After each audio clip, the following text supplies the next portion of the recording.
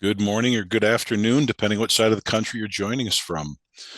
Really excited to have everyone hopping on the video here, joining us for our mid-year 2024 economic update. So really excited. Lots of things going on in the economic world, so a perfect time for an economic update.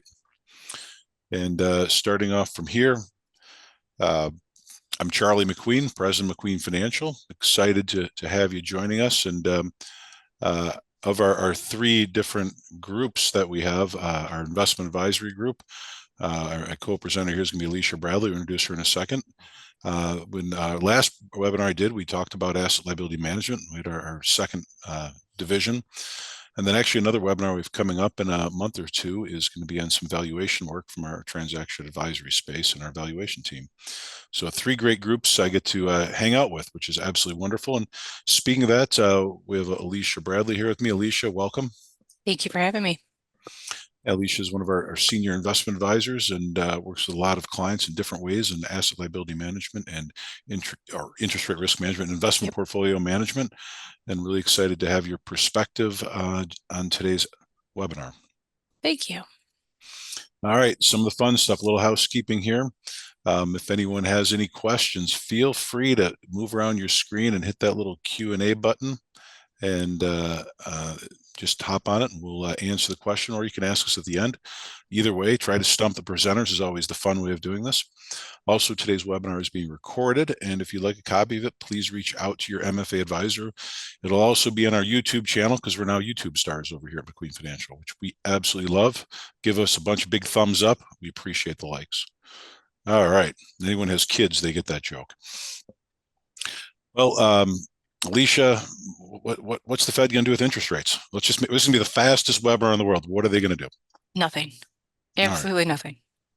Well, and how did you come to that conclusion? So if you flip to the first graph there, we have some of our inflationary data Well, there's two parts, right? We have inflation and employment, on right? unemployment, correct? Okay. The first piece is inflation. The Fed has a dual mandate. The first piece is inflation. The second piece is unemployment.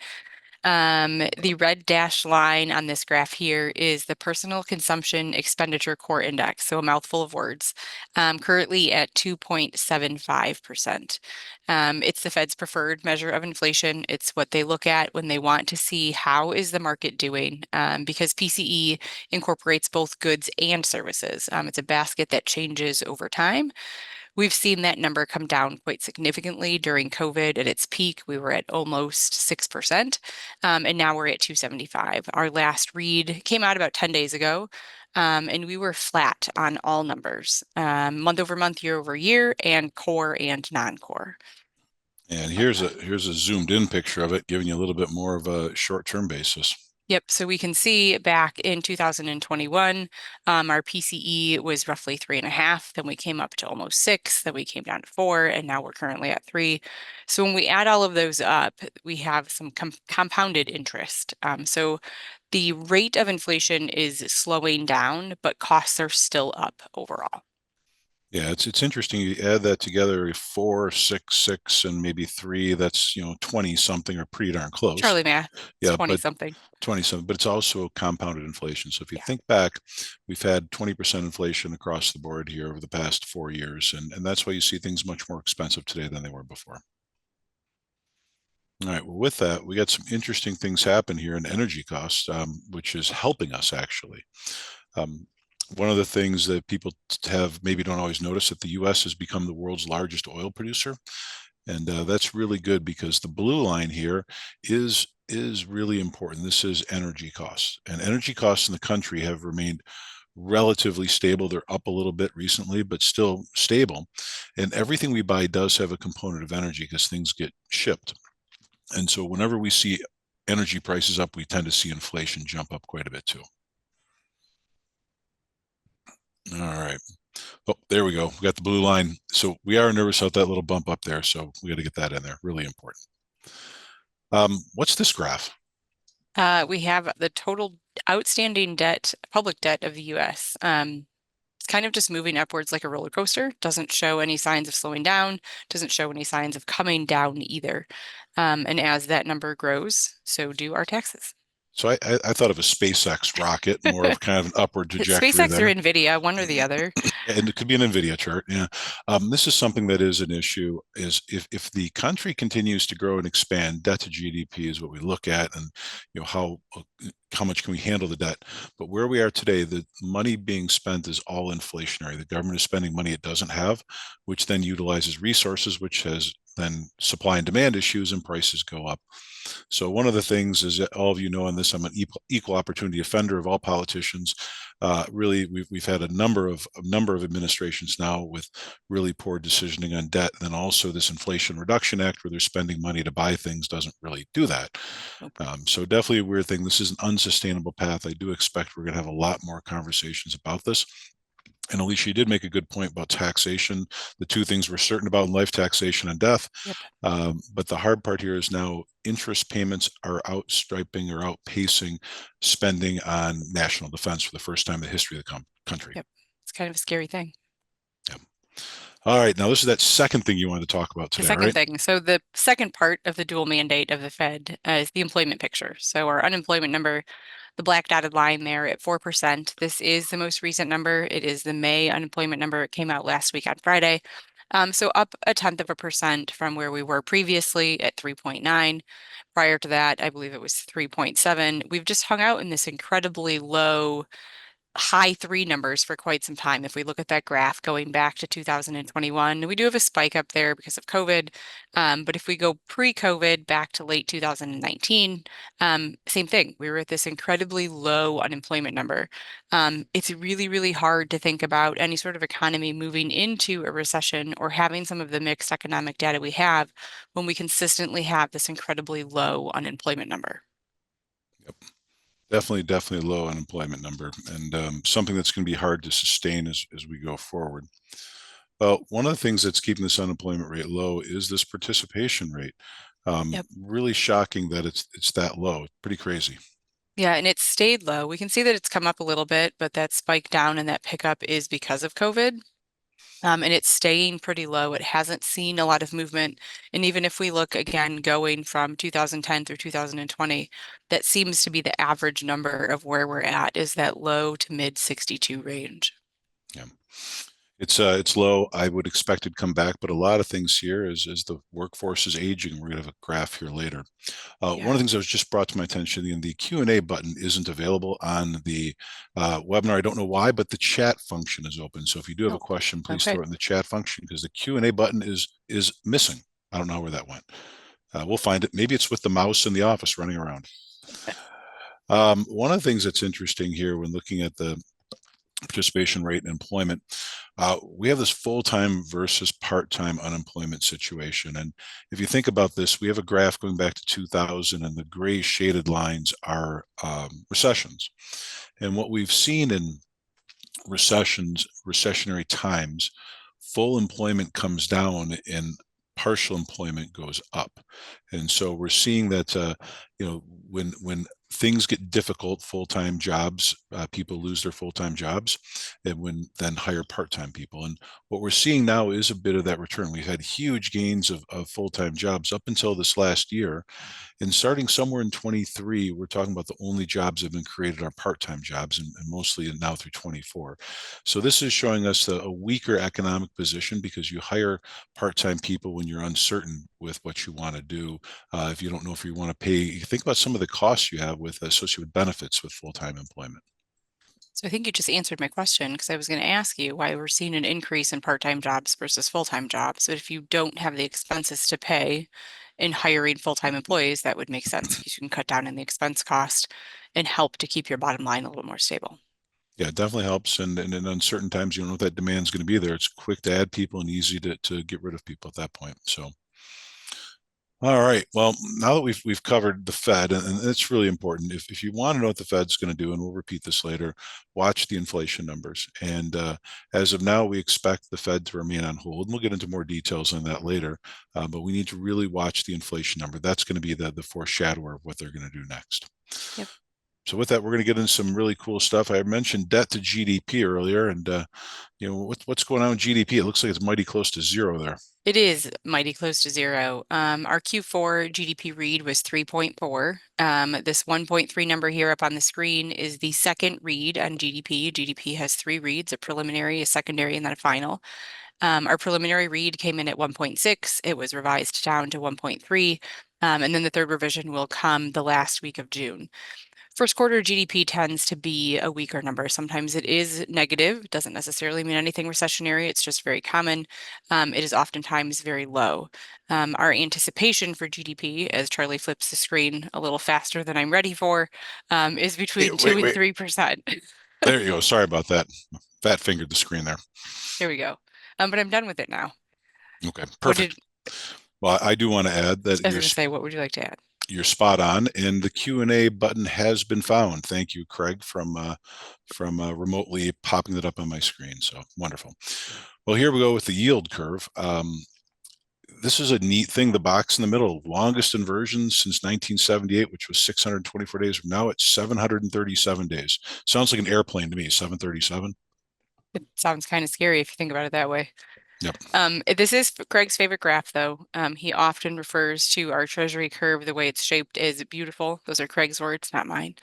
But we do have this inverted yield curve. We can see those yields there on the short end or on the left side, I can't say much higher, but higher than those on the longer end, and very flat there from the 5 year to the 7 year. So typically this means, and something that we have to watch out for in all financial institutions, is compression to margin and spread. Loan rates have risen nicely over the last couple of years. We're kind of at that peak. We don't have a lot more room to move upwards. Consumers are already feeling the pinch on where loan rates are. And now the cost of funds has started to increase over the last 12 to 18 months, and those are starting to catch up to those yield increases because we didn't have those cost of funds as yield rates went up. And as those cost of funds continue to move upwards, we start to see that compression to margin and spread at a lot of institutions right now. It's a great point. And when I take this graph and um, look at the yield curve over a longer period of time, so that's Craig's favorite graph. This is my favorite graph. Reason being here is I'm able to look at the yield curve over a period of time in three different lines. So the red line is the Fed funds rate, blue line is the 2 year Treasury, and the black line is the 10 year Treasury. The reason why we've been inverted for so long is really effectively the market right here in 2021 decided that the Fed was behind the ball in raising interest rates. And that's, we're going to talk about housing in a minute. That's when they really had bought down by doing their open market activities of buying treasuries and mortgages and brought the 10 year treasury down to 50 basis points. And that's when the market said, hey, there's going to be inflation. And it was ahead of the Federal Reserve. And so that's why it's so long, but we're looking fairly normal. If you compare back to 2000, 5, 6, 7, 8, we're looking now more like a normal inverted yield curve. And usually what happens is that something breaks. And a lot of discussions we have, are we going to enter a recession or is it going to be a soft landing? Well, either of those terms effectively say you think there's going to be a recession. It's the soft landing or a hard landing. And so this is where we start to get to that next spot and what the Fed's going to do and what are the pieces that may push us in one direction or the other. All right. Pretty exciting graph here. A line on a piece of paper. So we have our Fed funds target rate. So we're currently at that 5.25 to 5.50 rate. I know we mention it all the time on every call. But if we look at where we're at, we can see we've been in this higher for longer rate range for quite some time. All those steps upwards, and then some rapid movement over the last couple of years, given that we were so low for so long. It is important to remember this is the fastest increase of Fed funds since the 80s. So a lot of things are uncharted territories. And that's why we talk about the cost of funds really starting to catch up now, which is hurting our yield or our margin. But that cost of funds is catching up with the asset yields that have come up. Well, here we go. We got some weird three-letter words at the bottom here. ECB and our great friends to the north, or actually great friends to the south of us, since we're in Detroit and Canada's to our south. Very true. So the ECB and Canada both changed rates by 25 basis points over the last week. If we look at just the data points on the table on this chart here, earlier this year, back in January, this graph looked dramatically different. The market anticipated that we would see 7 rate decreases this year. I know we're halfway through the year. We haven't seen any. And as of right now, the market only anticipates two, with the first one coming in September, the second one coming there in December. I'm not going to give away any prizes yet, and I will leave you all in suspense. I'll give away our updated prediction for what the market's going to do at the very end of the presentation. I'd like to keep you all interested until then. So I love that. One of the things to remember here is the Fed funds futures is usually good with the direction, but not good with the timing. And we've seen it consistently pointing towards lower rates, but just varying in speed. So it's going to take a while. Yep. One of the things that's important to me is leadership. We'll talk a little bit about this in a few slides. Usually leadership involves you get together into a meeting room, boardroom, and you talk about things, you debate different things, you come to a conclusion, you come out. One would think the Federal Reserve would do that. They do, but then they announce what everyone thought. And so the dot plot, which is absolutely hysterical here, shows some people thinking rates are going to stay at 550 and some people think they're going to 250 by the end of next year. So there's quite a wide variety of outcomes there. But we get a new one of these later this week, right? We do. Fed meetings tomorrow, and we get an updated dot plot each quarter. So we get 4 a year. Yep. So just to add a little more to that suspense, we're going to be pretty accurate, I bet, on tomorrow's Fed predictions, but we do have the Fed announcing their update to interest rates tomorrow at 2 o'clock. All right, well, let's hop over to the housing situation because housing is something we get asked about quite a bit, and I know this affects all of our financial institutions here. Housing is an interesting animal right now, and we're going to talk a bit about supply and demand. And one of the things here, if we look back to 2010, they're estimated to be 309 million people in the country. In 2023, 333 million. We grew almost 24 million people. Now, the number of houses went up from 131 million to 145 million. Everything here is with missing three numbers, 14 million growth. So we used to have 2.35 people per house. Now we're at 2.28 people per house. We're just a little bit better. But one of the tougher things is the marriage rate continues to decline in this country. And as that marriage rate declines, a good 5% decline there, that means that we need more houses as people are buying houses, not being married, individuals buying houses versus couples. Divorce rate's still very high. It's down, but that relates just to the reduction of the number of people getting married, but still a pretty high percentage, close to 50%. So with that, we've had houses growing, and part of it is not enough and also not always in the right location. And we tend to see some comments about housing values declining in different markets. Well, right now, those markets, and you can think about Texas and Florida and a little bit of Arizona, have had massive growth in home building. And while a lot of the middle of the country, the Michigan, the Ohio, Indiana, have not had really any home building, and that's where we're beginning to see some of the really significant home shortages today. Legal immigration, illegal, legal immigration, it's going to be more people here looking for houses too. And I do know it's a tough thing, and we're going to talk about home price ability to buy, but we got a report that said 60% of Americans don't feel like they can afford a home right now. So a huge number. And part of that's true. If we look at our supply and demand, that's the part of the problem. Those new home sales trending downwards, existing home sales, the graph says it's trending upwards, but it is a matter of supply and demand. A good portion of the country, I would venture to say this is a very big guesstimate, 75 to 80% have a mortgage rate of between 3 and 4%. And when you have a mortgage rate between 3 and 4%, your incentive to move is minimized because now you're going to move from a 3% mortgage to a 7% mortgage. And on top of that, the fact that home prices have continued to rise, and the value of most people's homes, well, the value of the house itself isn't underwater. To buy the same house they're currently in is going to cost them double what they paid for their existing house. So when you add in the doubling of the house itself, plus a double or higher interest rate, that payment goes up significantly. And it just simply disincentivizes people from being able to move because they can't afford that new mortgage payment, much less the higher taxes and or homeowners insurance that go with it. So great points here. And one of the things I want to point out is the blue line here is existing or used home sales, depending on which way you like to say it. Back in 2008, we were running at 4 million, and today we're below 4 million. So effectively, or just at 4 million, we're at the lowest level of home sales since the financial crisis, just to give everyone an indication of the number of homes selling. New homes, there's not the red line, there's not enough being added, and we're seeing this downturn. It's extremely expensive to build a home. And so we're seeing new home sales actually come down. This is really pushing supply and demand issues here. And this graph really surprised me because this actually goes back all the way back to 83, but there's basically no homes for sale. Yeah, that's with the lowest number of homes for sale since we've had in the last 40 years, which says a lot because I know we all drive through the subdivisions where there are new homes and it feels like they're popping up all over the place.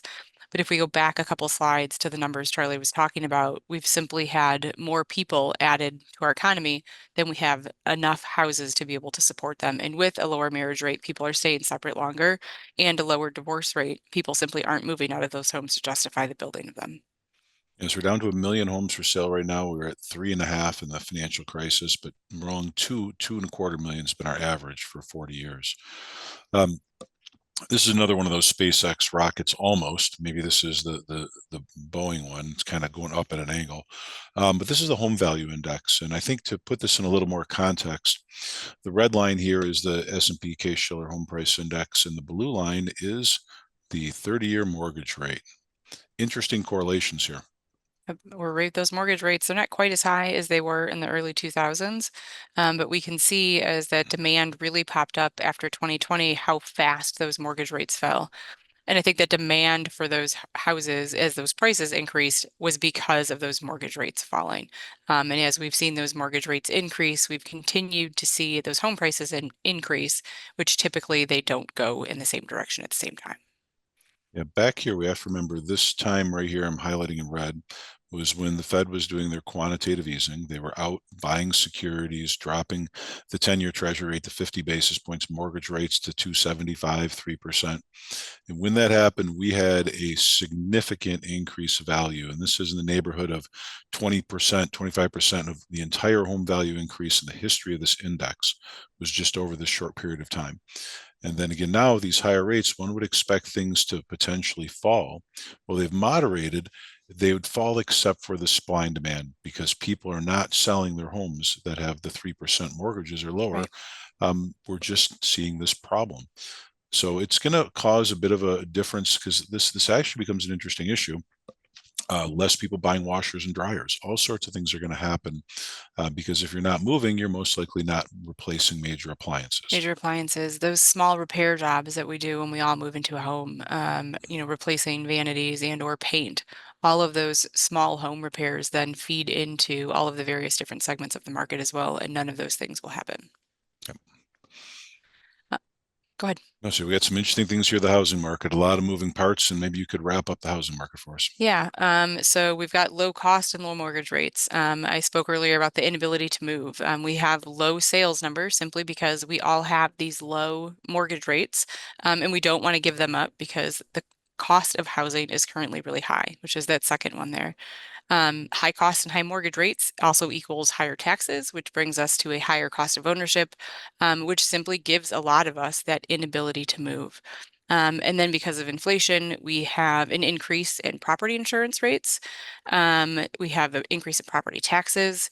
And we also have some forced sales going on in Florida and California due to hurricane insurance as well as earthquake insurance.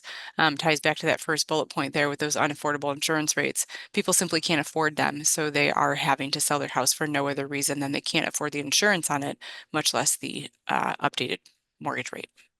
One of the things when I get to conferences and give presentations, I always like to give people some follow-up activity to find value. And I think here you should think about insurance and how are you dealing with insurance situations. We have people telling us, clients in Florida, saying that the forced placed insurance is cheaper than other insurance they can find. So all sorts of different things happening out there. So keep an eye on insurance. What can you do to work with your customers or members with insurance? It's definitely going to be a different time. I know I just got my car insurance bill about 22% higher without any incidents the last couple of years. At least mostly not any incidents the last couple of years. Got to keep that truthful there. Mine was also the same, though. It was up 22% year over year, with no incidents. I can firmly say that. Yeah, I can't. So, all right. Minor, the mirrors get in the way sometimes. That's all I can say. But all right. So this really takes us into loans and lending and thinking about what types of lending we can do. But this is a scary graph, Alicia. What can you share with me? What is this graph? So if we look at that line there at the very far right, we can see how much those P&I payments have skyrocketed. The graph is a little bit outdated. We've been looking for an updated graph and can't seem to locate one. But pre house prices and mortgage rates moving the way they did, your average P&I payment was about $1,000. Third quarter of last year, it was 2,150, and it's currently 2,500. So to have a first-time home buyer be able to afford a $2,500 monthly P&I payment, that's a steep bill every single month, especially if you're new in your career and very young. You don't have the same wage increases as a good portion of the remainder of the population to be able to afford that. Yeah, it's think about this. We've been below 1,000 or at $1,000 as an average, and it's just taken off. And that what it's going to do is really stop people from being able to do other things. You think about lending that you're doing inside of your organization. If people are buying their first time home at a $2,500 a month type payment, that's really going to modify the different types of loans that they'll be able to then get. Or maybe they're going to buy a smaller car or less expensive car. Things like that may come into play. Um, Thinking about this, again, I know this is an economic update, and part of an economic update is very specific to our client base here, is to talk about what loans are going to be successful. And we think about this, the likelihood of people walking away from their 3% mortgages is very low. So second mortgages have become popular. We're seeing people want second mortgages. They have a fixed payment to put in a pool or to redo a kitchen, make an addition on their home because it's the right way to go. Home equity lines of credit continue to be very popular. And one of the things that's interesting, we do have some concerns over debt levels and credit card debt levels growing dramatically. We're seeing data around the $6,000, $6,500 number. Um, that is something that home equities can help take care of, and we can help get people back together because there is equity in their homes if they own one to be able to do some debt consolidation. A couple other things. I'd love to see a reasonably priced 3-1, 5-1, 7-1 type mortgage, very difficult with an inverted yield curve. Other things we're seeing out there is the mortgage companies are bored. Sitting here in between, halfway between Quicken Loans and United Wholesale Mortgage, there's a lot of mortgage people in this world that are looking to jump in and refinance other debt. And then the fintech world. I always love what fintech is, but one of the things that is a concern to us from keeping an eye on and trying to get more and more data is the payments like Affirm and other things where people are buying things on payments because those are not showing up in credit reports at this point. So it's hard to understand debt levels when we don't have that data. Absolutely. Yeah. But with that, there's also some crazy stuff happening out there. We're beginning to see some weird stuff, and it looks like here you're in the market for a white minivan. Um, Unless it's going to decrease my auto insurance, no. The answer's probably still no, even if it does decrease my auto insurance. But we're starting to see some, if we want to call them crazy specials, I call these the don't compete with stupid specials. Chrysler is running on a Pacifica hybrid, a 299 interest rate for 72 months. I'm sure that there's some bells and whistles that you have to meet in order to qualify for this, but typically we don't see loan rates like this on a longer term loan. We see them on 24 months, maybe 36 months, excuse me, but never on the 72. We also have here, for those of you who are local, whenever you hear the Kia commercials, the last one is something about we will help you if your car is like up to $9,000 with negative equity in your loan or on your vehicle, they'll help you take care of that. So it's that continued rollover of that negative equity. But from a loan rate perspective, this is something that we simply can't compete with. We've been through the cycle of volume over correct loan pricing, and that's not something we want to go back to. So we do have to make sure that we're not decreasing our loan rates to these silly rates like this in order to do nothing else but increase our loan volume. Yeah, crazy, crazy rates popping up there. And one of the things we want to talk about in part of our economic update here is going to be pricing and then delinquency. When doing loan pricing, it's important to do a build-up model and make sure you're looking at things such as servicing costs and sort of their incremental borrowing costs. I want to know where I'm starting off with and what things are going to cost me. But I also want to make sure I have my servicing costs in here and then my CECL or loan loss reserve. We are beginning to see loan losses come up across the board. We're seeing delinquencies come up. We're seeing car loan losses specifically really from like years 2020, 2021, 2022. but we are seeing delinquency in loans, car loans, home loans, really pop up quite a bit. So making sure you understand how that CECL number impacts your loan pricing is really, really important.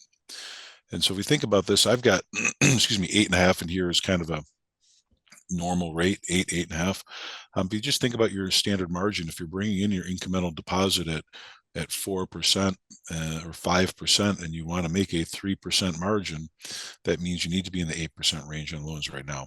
So definitely a pretty high spot. It's important to continue to work on that and think about all the components here. And then we do have a pricing module here. If you'd like to use it in our MFA Navigator, feel free to reach out to your advisor. They'd happily show it to you. Absolutely. So Charlie mentioned delinquencies. So I know the graph is a little busy. We've got subprime and prime auto loan rates that are 60 days delinquent. And then we also have at the top delinquencies on credit cards. So if we look at, we can see that increase there on the far right side. Credit cards are starting to be more delinquent is a bad way to say it, but I know you all know what I mean. We're seeing those delinquencies increase. If we look at those subprime auto loans, those are also increasing. Prime isn't being affected too much, but we can see that continued increase. We do see that line go up and down a lot. It's because it's tracked on a quarterly basis.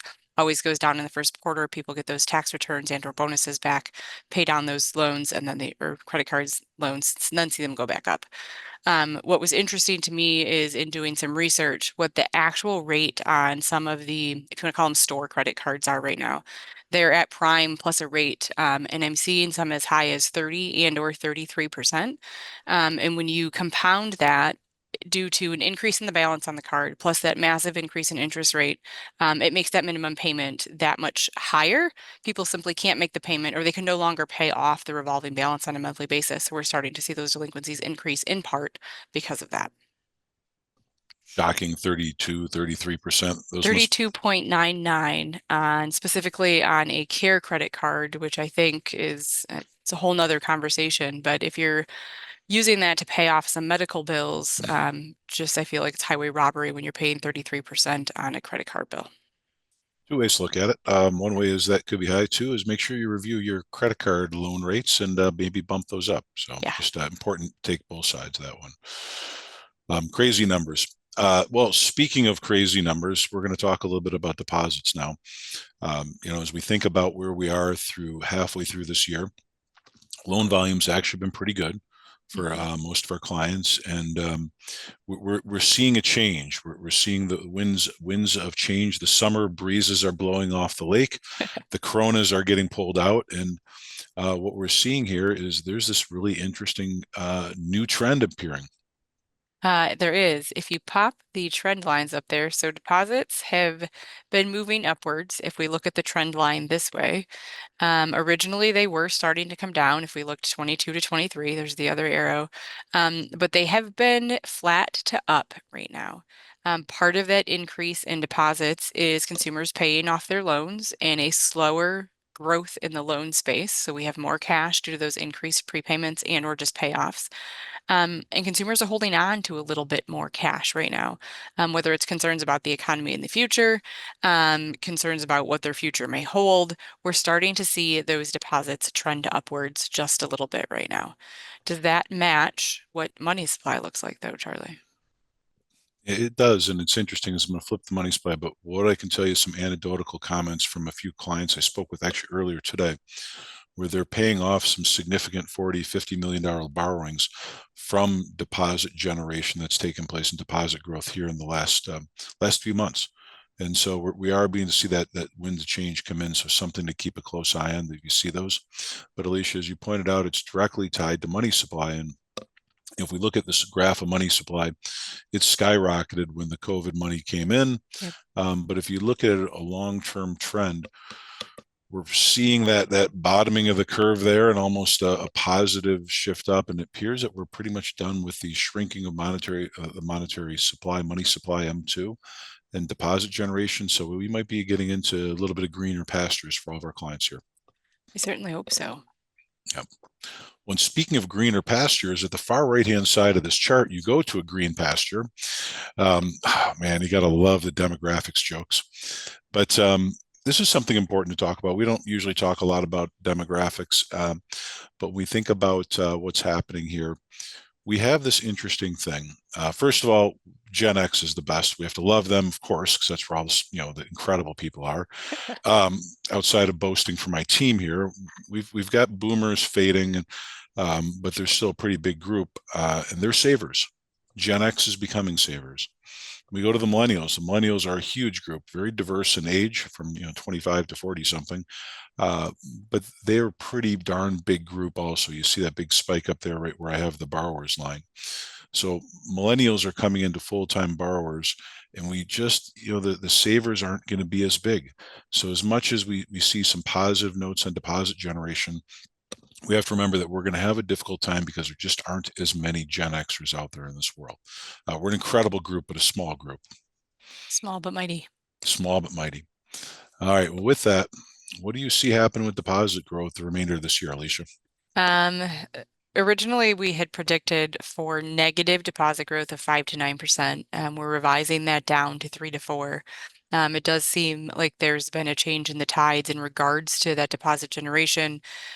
It's been a tough year to grow deposits. We think it's going to continue to be a tough year to grow deposits. But given the consistent cash increases that we've seen month over month, not as big of a negative downturn as originally anticipated. Yep, we're Um, actually going now positive, 3 to 4 oh, percent yep, positive. positive. So big swing, 5 to 9 negative. But we are seeing just such a swing of deposit generation here in the past few weeks. We've gone that direction. Yep. And then down at the bottom, where we're seeing some actual deposits being priced, 3% on savings rates. I know for some of that simply isn't reality. We can't afford to boost our cost of funds up that high. But the market's demanding it from a lot of consumers are demanding it from their institution. Money market's still in that 4% range. And then short-term CDs still incredibly high, in that 5 to 5.50 range for those institutions who really need those deposits. Yeah, so we think about the year going the rest of this year, deposits are still going to be tough. And even if the Fed starts to lower interest rates, be worried that deposit demand is not going to go away. There's a lot of borrowings out there that people want to pay off. So I expect deposit rates to stay strong through the year. And even if the Fed starts lowering interest rates, we're going to continue to see it be a challenge. So just be prepared for rates to be a little bit higher. Also, when looking at a lot of ALM reports, what we saw is that our loan yields went up right away. Our investment yields, cash yields went right up as rates rose. But there was a significant lag to the deposit rates coming up. Now, part of that is we want to get back to some normal yields, get our normal margin in place. Now it's more of, hey, it's catch up time. We're seeing those deposits come roaring back up really, really quickly. Yep. All right, with that, I want to go through a couple quick slides here. We are seeing, just to be prepared, is that margins continue to decline. This is FDIC data, just came through March of 24 here. We are seeing the large institutions greater than $1 billion and assets less than $1 billion continue to see margins come down, directly related to that cost of funds coming up. I think that really brings back to me, Alicia, it's important that we take a step back and think about balance sheet management and working on generating as many deposits we can, but generating as many good loans. One of the things that's important when interest rates rise, it's always better to grow loans. Again, if we can't grow a lot, that's okay, but to grow just a little bit to continue to reprice all of our assets. And then if we can continue to get especially inexpensive deposits in, it's really good. It's important to grow, but you don't have to grow every year. If you grow every 5 years, that's okay. I do think this year is going to be a tough year from a growth standpoint, tougher than I expected in the first half, because the second half, I see that loans are getting a little bit tougher as the consumer steps back right now. Oh, and I agree with you 100%. All right. Another thing that's interesting here is we're seeing, and I just got to say, all over CNBC today is the Congress is attacking hotel junk fees. And I thought to myself, there's 1,000 other things they could be doing that would be more productive. But there's a lot of attacks on junk fees, and Biden's all after junk fees and ODP fees. So I am nervous about some of our revenue going away. I do think there's also some challenges to earnings here. Most definitely. So as Charlie stated, it doesn't have to be a growth year every year, but cash has been growing. And if we're not seeing that strong loan growth, we do have some excess cash, and what do we need to start doing with it? Have we looked at our investment portfolio? Do we need to start putting cash back out there, in order to keep those ladders intact? Because we are starting to see that cash continue to grow, as well as we want to make sure those earnings are growing too. Yeah, definitely a lot of stuff. And so another way to boost earnings, I just think from an economic perspective and predicting our economic world for the next 6 months, we really need to make sure that we're in a spot where our non-interest income remains strong with maybe an attack on all the fees. But what are we doing in a falling rate environment? Do we have good non-interest income generation activities? Mortgages, a lot of mortgages will refinance if interest rates fall. Investment services always do well, higher or lower interest rates, and so does insurance. And then flat to higher rate ideas, SBA lending is always a great idea if people are looking for some government assistance. Um, Investment services do well, and I should have had insurance on this list too. Insurance does well, especially when everyone's repricing their insurance. Because when first thing I did when I got my insurance bill was make a couple phone calls to get some other bids. Get it requoted. Yeah. Absolutely. All right. So what are our advisors talking about? I know there's a lot of stuff going on. I want to pull some interesting points out here for everyone. Um, First one, which I'll talk about, and then we're going to talk about liquidity next. Alicia's going to share some thoughts on liquidity. Um, I think I made my comments earlier about leadership. This is a difficult time where we need to take a step back and really think about what's right for us. What is right for your institution versus people selling things? I keep hearing people talking about buying callable securities. I think it's a terrible idea to buy callable securities right now. I don't want to potentially give up that high yield if interest rates go down. I want to own that option. People keep talking about Federal Home Loan Bank advances where the Federal Home Loan Bank has the option. I don't want that. I don't want a borrowing taken away from me if rates go up and I have to borrow at a higher rate. I'd like to do advances where I have the right to put them back to the Federal Home Loan Bank if interest rates fall. So leadership thinks about, you have to think about doing things a little different. So this is one of those days where I think everyone needs to take a step back and really think what's best for my institution and not for people that are selling me things. Absolutely. So like Charlie mentioned liquidity, we are starting to see those deposits rise. Charlie talked a little bit about the M2 money supply. We potentially see it stop moving downwards. Um, we've said it all year. It's going to be a tough year to retain deposits. It's going to be a tough year to bring in new deposits. But it is something that we need to do. Those non-maturity deposits are very cheap, and we're going to need them to keep our cost of funds from continuing to go upwards and or start to go downwards so that we can focus on greater profitability throughout the remainder of this year and into 2025. It's one of those things every year we should be trying to get deposits nonstop and growing checking accounts and consistently pushing that. Easier said than done, I know that, but it's really important. And one of the reasons why we need to do this is to continue to grow capital. Capital is under attack is one of the things I said in a conference the other day. But OCI is still there. It hasn't gone away. So that's hitting. I am nervous about credit losses in CECL. What happens if we continue to see credit deteriorate a little bit? We could see some negative impact, which, we need that stronger capital. And remember, we are in a margin business, and we've been talking about that a bit. We need to have good margin and we need to have good non-interest income. All those things are really going to bode up to build our capital and put us in a spot to do well on a go-forward basis. Yep. And then, we talked a little bit about growth. This graph here looks at efficiency ratios. And if you look at the far left-hand side of the graph, the second one there, institutions that have an asset size of 50 million to 100 million, we have efficiency ratio of 76 and a half. And then if we look at those institutions that have a size of 1 billion to 10 billion, they have an efficiency ratio of 65. And as a reminder, efficiency is, so if we look at that 1 billion to $10 million group or 1 billion to 10 billion, excuse me, it takes 65 cents to earn a dollar versus those smaller ones where we have to spend 76 cents to earn a dollar. If you look at two small institutions, they have, a 1 billion institution has two branches. If a 500 million institution has two branches, they have the same number of branches, but they only have one management team to manage both those branches. So having a larger institution gives us a decrease in that efficiency ratio, because we're able to not wear as many hats per person. Yeah, it's really interesting. You think about it, we go from, a $50 million place at 76 into $1 billion place in the 50s. So getting that down, that really, really helps things get improving there on the efficiency side. Yep. So um, we're going to go to an interesting spot here. I got a couple graphs and the number of branches and number of institutions. So this is a kind of a shocking chart, and gave a presentation the other day about making good decisions to remain profitable, to remain independent. The number of banks in this country in the 80s was at 14,500, and today we're down to 4,100.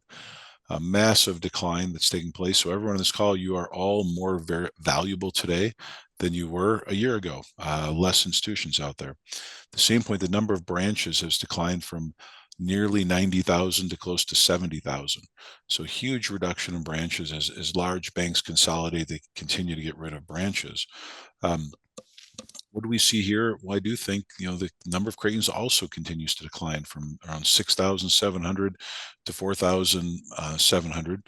And a big decline here also, which means each and every one of you out there is more valuable today. So thinking about that it's really a great spot to remember that your competition is getting smaller. Everyone's assets are getting bigger. We're all getting a bit more complex. And to think about how we go forward here for the next 6 months and forward, we want to keep thinking about what can we do to be a survivor and how we can continue to thrive in this environment with a little less competition. Yep. All right, we're going to do some takeaway points and talk about some projections and answer a few questions that have been coming in. Yeah. And so what do you got here, some takeaway points? All right, so interest rates, are we going to be lower or higher? We definitely anticipate them to stay the same for a little bit and then start to come down. The key thing to watch is going to be inflation. What is the Fed going to do moving forward based on those couple of things that they're watching? One is inflation, the other one being the unemployment rate. Charlie, you want to touch on leadership there for a second? Yeah, I think it's going back to the comment I made a moment ago. We need to make good decisions, and with this uncertainty in interest rates, which we'll see and watch, as Alicia said, we'll be able to watch whatever inflation does is going to be your good indicator. Inflation keeps coming down, obviously, with that lower rates, but that leadership, it has to happen today to make sure that we're positioning ourselves well. We're not buying callable securities. We're not taking advances where the Federal Home Loan Bank has the right to take them away from us. We're doing the right things to build a solid balance sheet today, given the position that we're in, and really build earnings and build equity for the future. And that's part of the diversification. And we want to diversify to make sure we're not just going all into one loan type or one deposit type, and we're really building a business model that can survive maybe an economic downturn that may be coming, and that we're not stuck by one thing. What about liquidity, Alicia? Making sure we're managing our liquidity appropriately. We've all been in a bit of a liquidity pinch at one point or another over the last 18 to 24 months, some of us sooner, some of us later.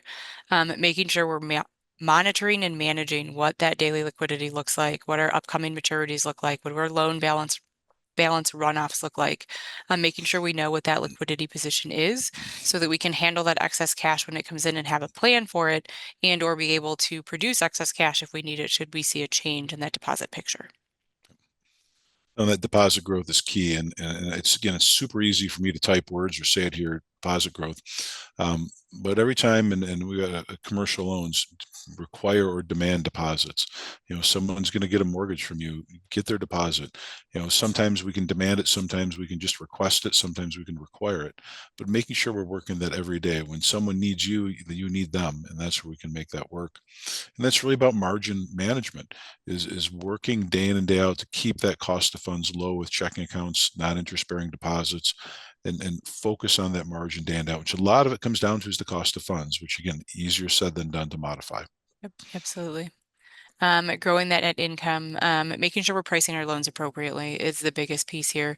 We can't compete with Scuba. We can't offer 72-month auto loans at 299. We can't offer commercial loans at 450 to compete with the big banks. We simply can't. We have to make sure that our loans are priced appropriately so that we can increase the yield not only in our asset portfolio but in the interest income that we're receiving as an institution, which will then help to grow capital if we're growing our balance sheet at the same time. Yeah, really, really well put. So with that, we're going to get to the exciting page here. Um, Here's our projections. Drum roll, And please. all right, add the drum roll. So Fed funds rate, what's going to happen there? Our new anticipation is that it will be unchanged until Q1 of next year, and then slowly decrease. Yeah, so it's going to take a while for the Fed to get down to lowering rates. We need to see that they're making some tough decisions where they're going to watch what's happening with inflation. The Fed doesn't want to duplicate what they did back in the 80s. Back in the 80s, they started reducing rates too quickly. Then they had to raise them up really, really fast and really crush inflation. So they'd rather stay higher for longer, to quote one of the famous lines, so they don't have to go back and re-raise rates one more time. Absolutely. Yep. Yep. All right. From there, what do you project to see the Treasury market look like? We've got the 2 year at a 460, the 5 year at a 435, and the 10 year at a 430. So it is a small increase on the short end and a decrease there on the longer end. We can see that that 2 to 10 year spread decreases to a 30 basis point inversion from its current 40 basis point inversion. We've been at that 40 basis point inversion for quite some time. It's tightened once or twice and it always consistently goes back to 40. But we're hoping to see it tighten a little bit before the end of the year. So what this is going to do is what we're projecting here is that we're getting more towards a neutral rate. And then as we get closer to the Fed potentially lowering interest rates, which we think is the next direction, we don't believe the Fed's going to raise interest rates, but if they continue towards the spot where they may be flat to lowering interest rates, we're going to see the Treasury yield curve start to flatten even more.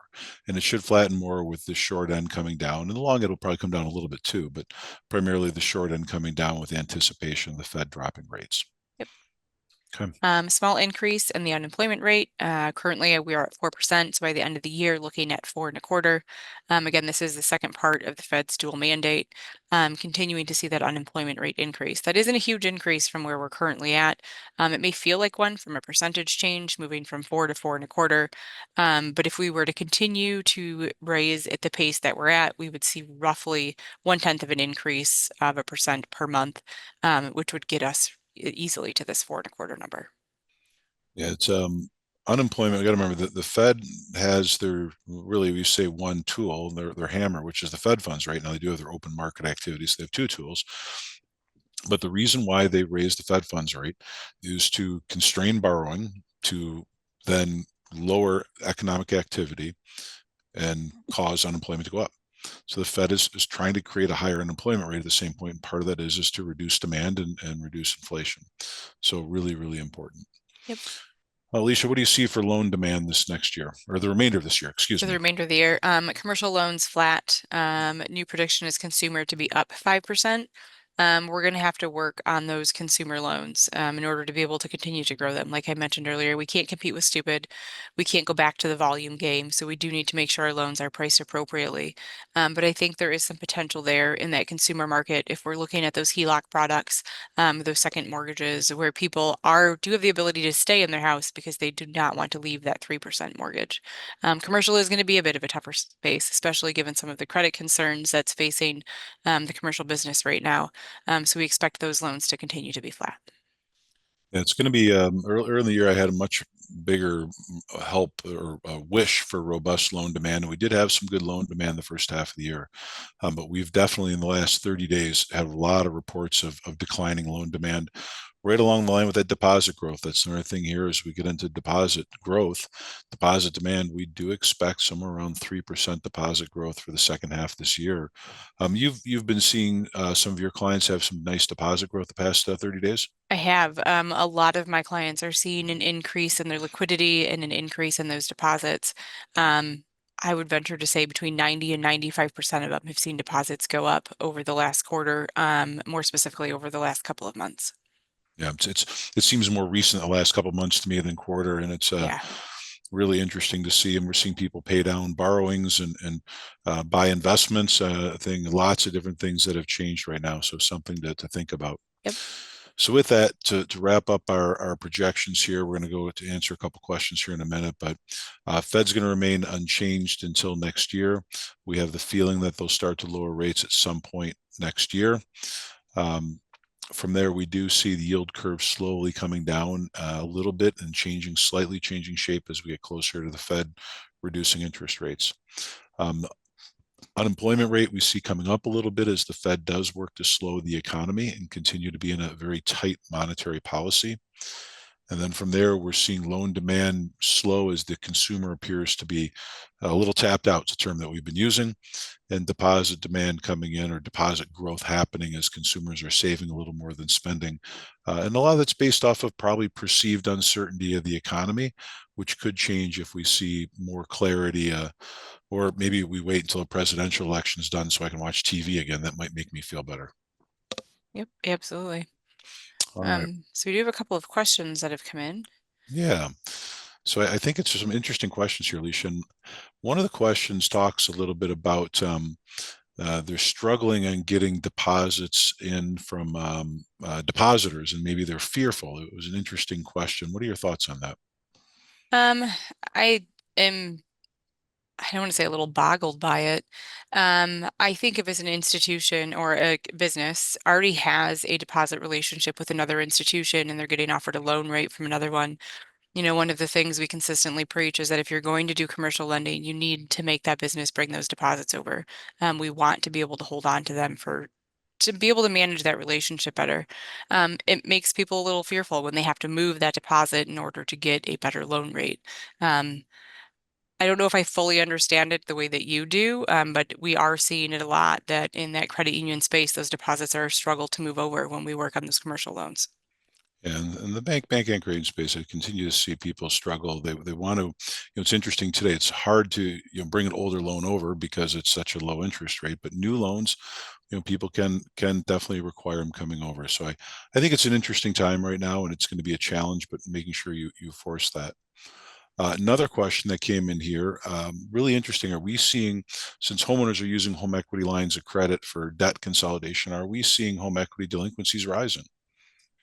I'm not seeing a huge increase in them. If they're using them for debt consolidation, that is definitely a potential concern, especially depending on what kind of debt consolidation that is. Are they combining credit card loans into that home equity line? And then are they going to turn around and rack that credit card debt back up? So they're right back in the same position that they were originally in, and then they have the same amount of debt payments that they need to make. So while they consolidated those loans, they're really back to square A. I'm not seeing a significant increase in those home equity line delinquencies. There's a small tick up, but the majority of them are collateralized by the backing of that house itself versus any sort of unsecured line, which is where we're seeing a bigger increase is in the unsecured in your credit cards, and some of those other products. Yeah, I agree with you. The data is showing little modification, not a ton yet. So I do think we'll have some more delinquencies probably coming over time. But one of the hard things here, going back to your first time home buyer chart, Yeah. $2,500 is your first time home buyer. It's actually cheaper for most people to stay in their houses than rent an apartment. And so giving up on your house is going to be one of the last things that anyone will probably ever do. With that, Alicia, I'd like to thank you for spending some time with me today and sharing your economic insight. Absolutely. I appreciate you having me today. And if you guys have any questions on anything, don't hesitate to reach out to Charlie or myself, or your advisor here at McQueen Financial. Yep. And this has been a great time and really interesting time out there today. And I wish everyone luck on deposit generation and loan growth for the second half of this year. And with that, our next webinar is coming up, ALM 201 webinar on July 10th from 2 to 3 p.m. I'm really excited for Heather and the team to be kicking off and continuing our ALM series. And if any of you are new to ALCO positions or boards, please reach out to your advisor. We have a whole series actually of ALCO education that we're happy to share with anyone. It is also on our YouTube channel, so don't forget to give us a big like. So with that, thank you all very much. I hope everyone has an absolute wonderful rest of your day and an incredible summer here. Thank you.